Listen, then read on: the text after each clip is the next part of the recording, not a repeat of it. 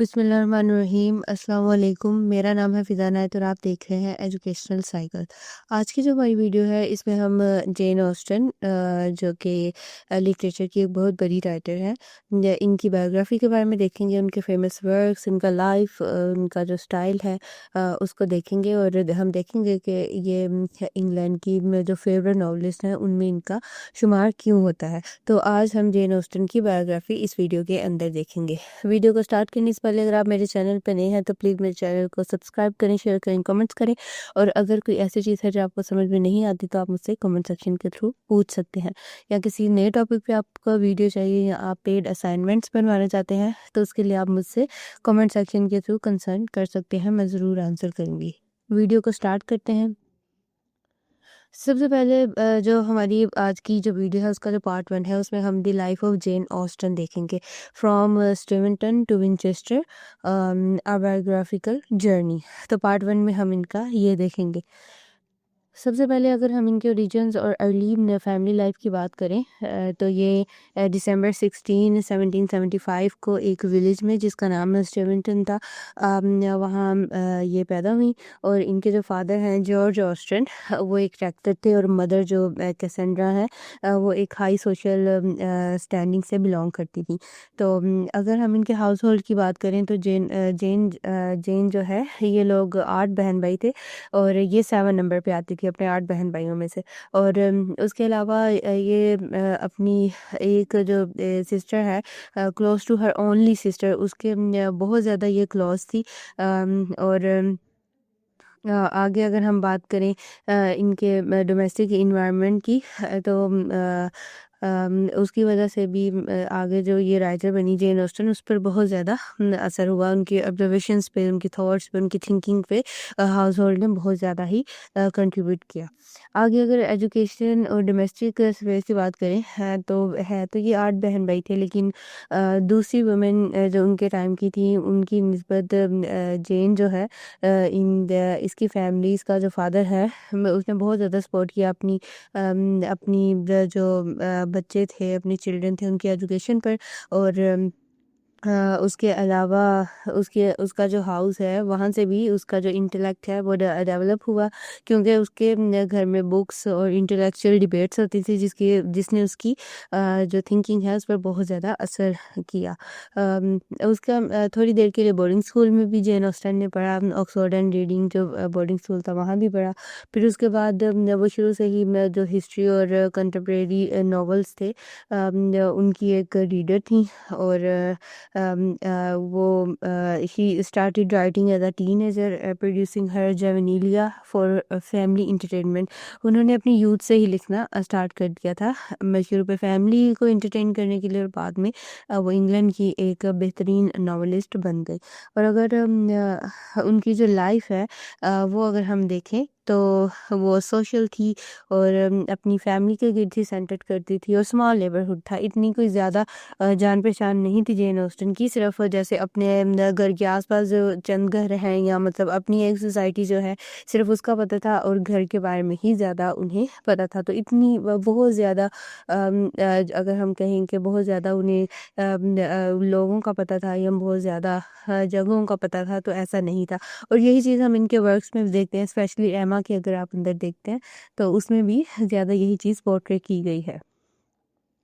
Second जो part है इसमें हम इनके मेजर वर्क्स देखते हैं। इन मेजर वर्क्स के ऊपर मैं मज़ीद जो डिटेल्ड वीडियोस हैं मैं वो भी बनाऊंगी, लेकिन आज की वीडियो में हम सिर्फ उनका शॉर्ट इंट्रो देखेंगे कि अगर आपको जेन ऑस्टन की बायोग्राफी आती है तो आप उसमें ये छोटे छोटे जो चंक्स हैं ये ऐड कर सकते हैं।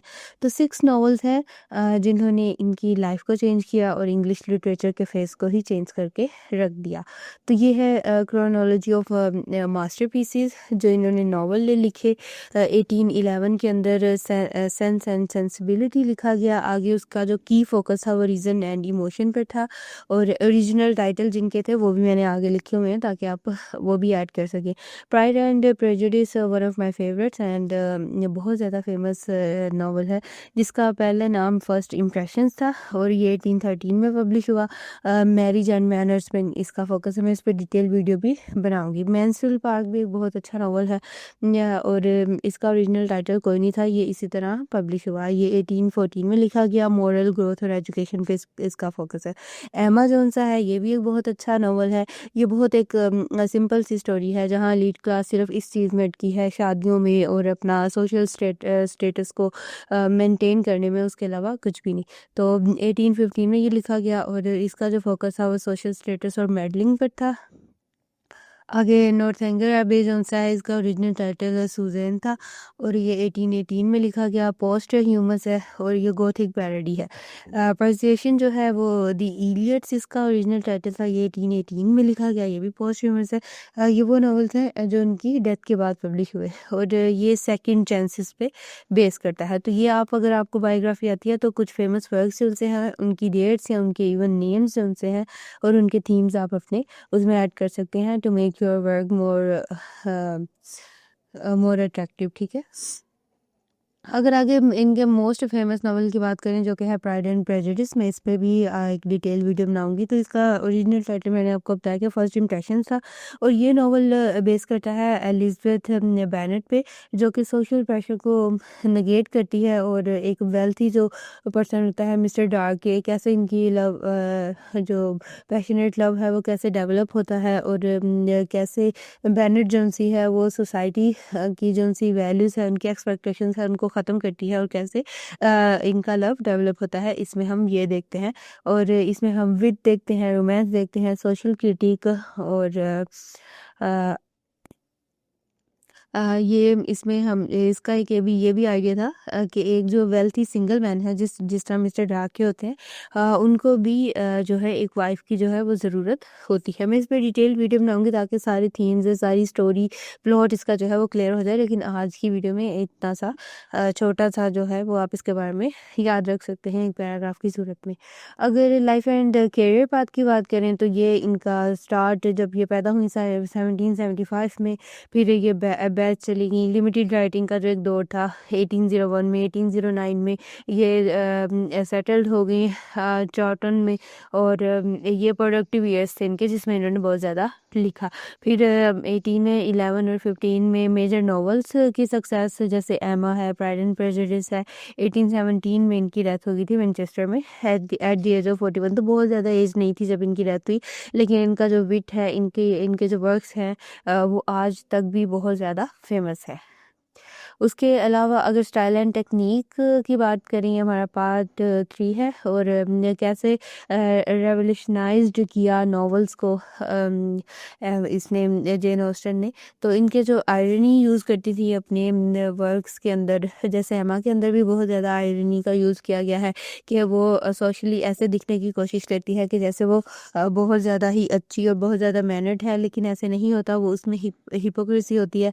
तो ये आयरनी यूज़ करती नहीं अपने वर्क्स के अंदर और सोशल हिपोक्रेसी को दिखाने के लिए और उनकी जो उनसे मैनिपुलेशन है उनको पोर्ट्रे करने के लिए। फी इंटरैक्टिव डिस्कोर्स बहुत यूज़ होता था इनके वर्क्स में। ये एक ऐसी टेक्निक होती है जिसमें जो नरेटर होता है ना वो क्लियर नहीं होता। थर्ड पर्सन और फर्स्ट पर्सन के दौरान जो एक लाइन होती है वो ब्लर होती है और इसमें जो सा नरेटर है वो करेक्टर की थॉट्स की फीलिंग्स जो है उसको एडॉप्ट कर लेता है। तो नरेटर थर्ड पर्सन या फिर फर्स्ट पर्सन जो सा होता है उनके दौरान एक ब्लर सी लाइन होती है।